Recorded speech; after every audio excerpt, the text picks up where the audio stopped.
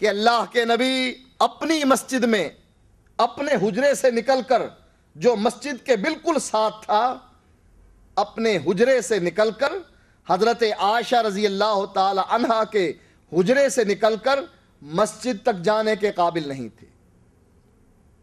یکم ربیع الاول سے لے کر 12 ربیع الاول تک اللہ کے نبی بیمار ہوتے ہیں۔ کچھ ایام ایسے آتے ہیں کہ نبی شدید بیمار ہوتے ہیں، اور بیماری کی شدت اللہ کے نبی کو نڈھال کر دیتی ہے، اور نبی اکرم صلی اللہ علیہ وآلہ وسلم حضرت عائشہ رضی اللہ تعالی عنہا سے کہتے ہیں، عائشہ، وہ زہر جو اس یہودن نے دیا تھا، میں اس کا اثر زندگی بھر محسوس کرتا رہا، لیکن اب اس موقع پر اس زہر کی وجہ سے میری شاہ رگ کٹ رہی ہے۔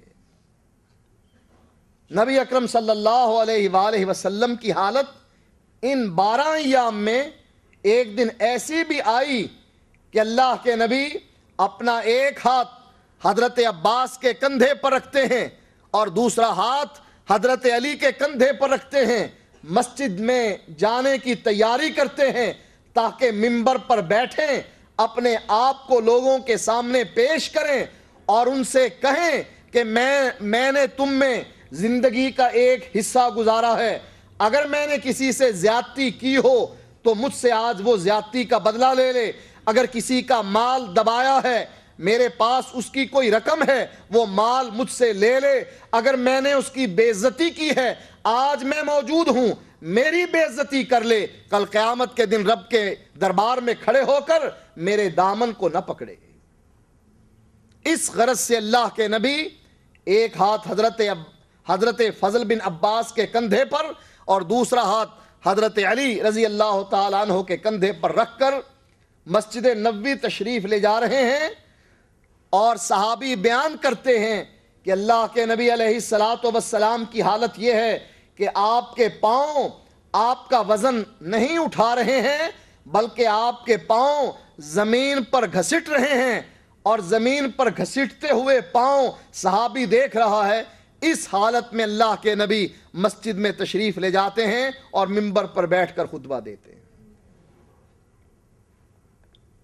ان ایام میں ایسا دن بھی آیا کہ حضرت فاطمہ اپنے والد کی بیماری کی شدت کو دیکھ کر کہتی ہیں، واہ کربا ابا، اے بابا آپ کو آج کتنی تکلیف ہے، اور نبی اکرم صلی اللہ علیہ وآلہ وسلم فرماتے ہیں، اے فاطمہ لیسا علی ابی کا کرب بعد اليوم، اے فاطمہ آج کا دن نبی پر مصیبت اور تکلیف کا دن ہے، آج کے بعد تیرے بابا کو کبھی تکلیف نہیں ہوگی۔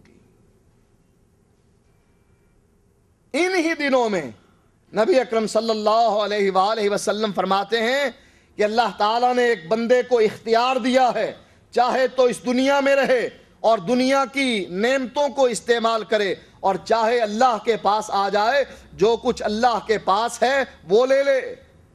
نبی اکرم صلی اللہ علیہ وآلہ وسلم فرماتے ہیں، اس بندے نے جو کچھ اللہ کے پاس ہے اس کو لینا قبول کیا ہے اور دنیا کو ترک کر دیا۔ ابو بکر صدیق رضی اللہ تعالیٰ عنہ جب یہ کلمات سنتے ہیں تو عرض کرتے ہیں کہ اے اللہ کے رسول، آپ پر ہمارے ماں باپ قربان ہو جائیں، یہ کہتے ہوئے رو پڑتے ہیں۔ اس وقت جو صحابہ موجود ہیں وہ کہتے ہیں، اس بوڑھے شیخ کو دیکھو کہ اللہ کے نبی تو ایک آدمی کا واقعہ بیان کر رہے ہیں کہ اللہ تعالیٰ نے اس آدمی کو اختیار دیا ہے، چاہے تو دنیا میں رہے چاہے میرے پاس آ جائے، اور اس بندے نے دنیا میں رہنے کی بجائے اللہ کے پاس جانا گوارا کیا۔ اور جب نبی اکرم صلی اللہ علیہ وآلہ وسلم فوت ہو جاتے ہیں تب باقی صحابہ کو پتہ لگتا ہے کہ جس بندے کو اختیار دیا گیا تھا وہ بندہ خود محمد الرسول اللہ۔ حضرت عائشہ رضی اللہ تعالیٰ عنہ بیان کرتی ہیں کہ اللہ کے نبی کا سر میری ران پر تھا، اور وہ حدیث یاد کر رہی ہیں کہ ایک موقع پر اللہ کے نبی نے فرمایا تھا کہ کسی نبی کو اس وقت تک موت نہیں آتی ہے جس وقت تک اللہ تعالیٰ اس کو جنت میں اس کا گھر نہیں دکھا دیتا. گھر دکھانے کے بعد پھر اس سے پوچھا جاتا ہے اس گھر میں آنا چاہتے ہو یا اپنی بیویوں اور اپنے بچوں کے ساتھ رہنا چاہتے ہو. وہ گھر دیکھ کر کس کی تمنا نہیں ہوتی کہ اس گھر میں داخل ہو جائے, اس گھر میں چلا جائے. اللہ کے نبی تو معراج کے موقع پر جنت کی سیر کرتے ہوئے ایک خوبصورت گھر دیکھتے ہیں. دل میں تمنا پیدا ہوتی ہے میں اس گھر کے اندر داخل ہو جاؤں اور گھر میں داخل ہو کر اس کی خوبصورتی کو ملاحظہ کروں. اس گھر کے صحن میں ایک نوجوان عورت کو بیٹھا ہوا دیکھتے ہیں. فرشتوں سے پوچھتے ہیں, جبریل سے سوال کرتے ہیں, اے جبریل یہ کس کا گھر ہے؟ جبریل جواب میں کہتے ہیں یہ گھر عمر کا گھر ہے رضی اللہ تعالیٰ عنہ. دل میں خیال تھا, تمنا تھی کہ جنت کے گھر میں داخل ہو جاؤں اور گھر کی سیر کروں. جب سنا کہ یہ گھر عمر کا گھر ہے اور اس کے صحن میں ایک عورت بیٹھی ہے, وہیں سے واپس پلٹ آئے. دنیا میں آ کر حضرت عمر سے کہتے ہیں, عمر میں جنت کی سیر کرنے کے لیے گیا تو میں نے ایک گھر دیکھا, خوبصورت گھر تھا. میرے دل میں تمنا پیدا ہوئی کہ میں اس گھر میں داخل ہو جاؤں. میں نے اس کے صحن میں ایک عورت کو بیٹھے ہوئے دیکھا اور جبریل سے پوچھا, جبریل یہ گھر کس کا ہے؟ جبریل نے کہا عمر کا ہے. اے عمر مجھے تیری غیرت یاد آ گئی, تیری غیرت کی وجہ سے میں تیرے گھر میں داخل نہیں ہو سکا. جب نبی کو اس کا گھر جنت میں دکھا دیا جائے مرنے سے پہلے, تو کون ہوگا جو اس گھر میں داخل ہونے کی خواہش نہ کرے گا؟ حضرت عائشہ رضی اللہ تعالی عنہا کہتی ہیں کہ نبی کا سر میری ران پر رکھا ہوا تھا اور آپ کی نگاہیں آسمان کی طرف تھیں. آپ کی انگلی اٹھی ہوئی تھی اور آپ انگلی بلند کر کے فرما رہے تھے, اللہم بالرفیق الاعلی, اللہ رفاقت اعلی نصیب فرما.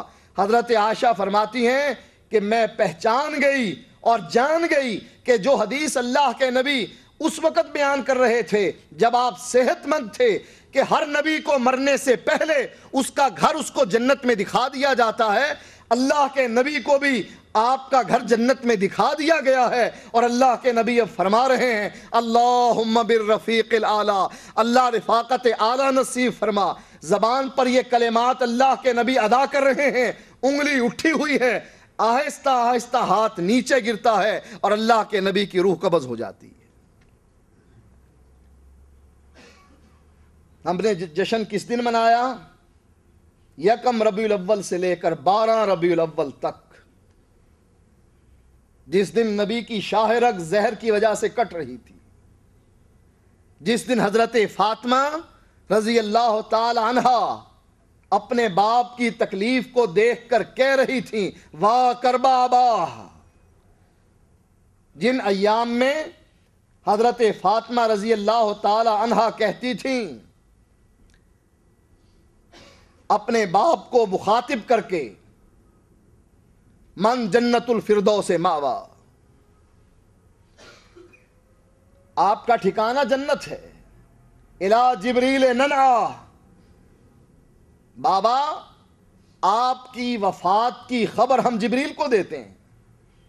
بابا ہمیں چھوڑ کر آپ اللہ کے پاس چلے گئے. جب حضرت انس رضی اللہ تعالی عنہ اللہ کے نبی کو دفن کرنے کے بعد حضرت فاطمہ سے ملتے ہیں تو حضرت فاطمہ ارشاد فرماتی ہیں, اے انس تم نے یہ بات کیسے گوارا کر لی کہ اللہ کے نبی کو مٹی کے نیچے دفن کر کے واپس چلے آؤ؟ کیا ایام ہیں؟ 1 ربیع الاول سے لے کر 12 ربیع الاول تک. نبی شدید بیمار ہیں. صحابی بیان کرتے ہیں کہ آپ نے اپنے ماتھے پر پٹی باندھ رکھی ہے اور اس پٹی پر ہاتھ لگانے کی بجائے دور ہی سے بخار کی شدت سے آپ کا جسم تپ رہا ہے اور ہم دور ہی سے اس حرارت کو محسوس کر رہے ہیں۔ نبی اکرم صلی اللہ علیہ وآلہ وسلم ایک صحابی کو دیکھتے ہیں کہ وہ بیٹھ کر نماز پڑھ رہے ہیں۔ اللہ کے نبی ارشاد فرماتے ہیں بیٹھ کر نفل ادا کرنے سے آدھا ثواب ملتا ہے۔ صحابی کہتے ہیں اللہ کے نبی آپ بھی تو بیٹھ کر نماز پڑھتے ہیں،